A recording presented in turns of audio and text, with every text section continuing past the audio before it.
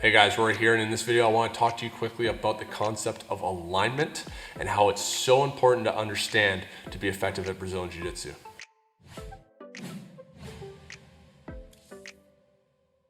So in Brazilian Jiu-Jitsu, we have all heard position before submission, but that is not technically enough. What we need is a break in our opponent's alignment. So alignment is our body's ability to generate and absorb force maximally. There is a specific alignment that makes us most effective for any kind of physical act we can think of. The best, easiest examples to think of is lifting weights. There's a specific alignment that we need to be able to squat the most weight, to be able to bench press the most weight, to be able to deadlift the most weight. It's why people get coached to be able to work on their golf swing, to be able to throw a baseball, to be able to hit a baseball, to be able to bowl. There is always a certain alignment with our body that is going to make us the best at that specific goal. In Jiu-Jitsu, the goal is constantly changing because there are so many different positions within Brazilian Jiu-Jitsu. Alignment is comprised of three things. We have posture, which is the integrity of our spinal column. This one's something that everybody understands to an extent where, okay, don't have the spine curved, don't have our neck twisted off to the side.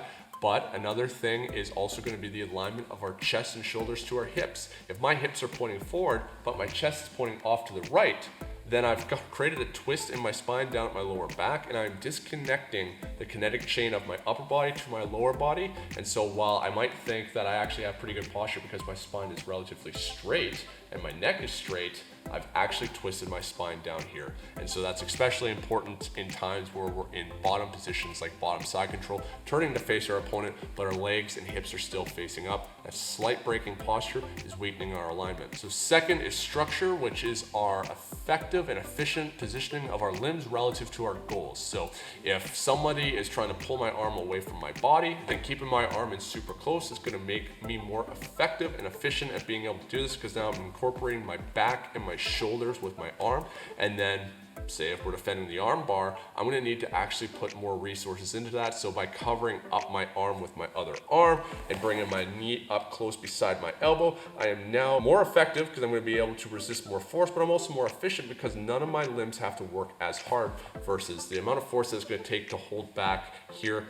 Engaging my bicep, my arm's going to tire out much quicker than if I'm able to engage all my resources and engage my other limbs in here to help it. Same way that if I am trying to keep an opponent away from me, instead of having a bent arm trying to support weight where I'm now utilizing my shoulder and my tricep a lot, and it's going to be dependent on how strong I am, if I can lock my arm out and utilize bone to be able to hold my opponent back with proper frames, then I'm going to be able to support a heck of a lot more weight and for a lot longer, because I'm utilizing proper structure at that time.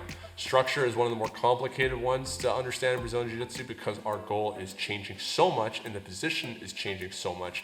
But just think of it as keeping your elbows in relatively close to your body. Most times when your elbows are open, creating that open elbow, that internal rotation or external rotation of your shoulders, your arms become a lot weaker. Same with your legs. And third, we have base, which is a platform from which to apply and absorb force relative to our goals. Base for us almost all the time is going to be the ground. Do we have proper base to be able to drive into our opponent? And do we have proper base to be able to absorb our opponent so that if they try and push into us, we're not just going to be falling over backwards? In certain circumstances, we can actually use our opponent as a platform to generate base, to be able to mobilize our hips and be able to complete the task at hand. You need to be able to always keep yourself in proper alignment, and you need to be able to break your opponent's alignment before you move forward on offense. So for you white belts out there, the reason why it is so easy for people to submit you or sweep you is because instead of walking into someone's guard trying to pass with proper structure and proper posture, you're walking into somebody's guard like a puppet on strings. So you've already broken your posture, you've already broken your structure, and so then a higher belt doesn't actually have to do much to set up that triangle. They're able to just throw their leg through and submit you. And you'll be like, holy crap, it felt like that person had to do nothing to submit me because you did 90% of the work for them. As long as you are in proper alignment, you are not vulnerable. As we start to get better as white belts or start to move up into the blue belt to even purple belt phase, we get more comfortable with our body and keeping ourselves in proper position. We've drilled the movements at this time.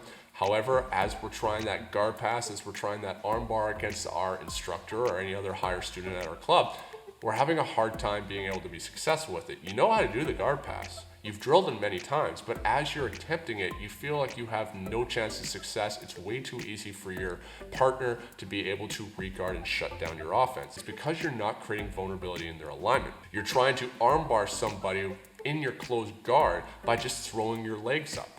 Yes, you are in proper alignment, but so are they, and it's so easy for them to be able to pull their arm out or stack you in that triangle. You need to be able to do something like causing a kazushi, where you're off balancing your opponent, which is causing them to post their hand. As they post their hand, we create a slight break in their base for a moment. Their base had to be moved for the purposes of being able to stay upright, and so it's not very strong to be able to drive into you.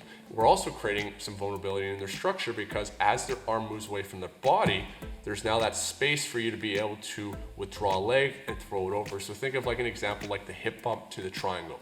It works so well because you're bumping your opponent off to the side and they are affecting their structure and their base by posting their hand, and it allows you to set up the submission effectively. You know that time that your instructor let you get to a dominant position like mount, side control, or back control on them, and you felt like you had no ability to create any threat at all on them. Back control is the best position that you can have in a fight, but if you are unable to break their alignment, then you're not able to create vulnerability. And so this is why when you have a dominant position on a higher belt and you feel like it's super easy for them to escape, one, you either broke your alignment while being in a dominant position, which you can do, or you are unable to break their alignment. They're able to break your alignment for a moment, and then they're able to escape. So if I was in bottom mount and I create that bridge to off balance my opponent and they post their hand out, then that's going to create a slight break in their base and their structure once again. That's going to allow me now opportunities to be able to chain my escapes together and have a higher chance of being successful. So position is not enough. Think about breaking your opponent's alignment before moving ahead. So some of the earlier video series that I did from side control and mount talk about those exact same things. How do we keep ourselves in proper alignment while we're in that position?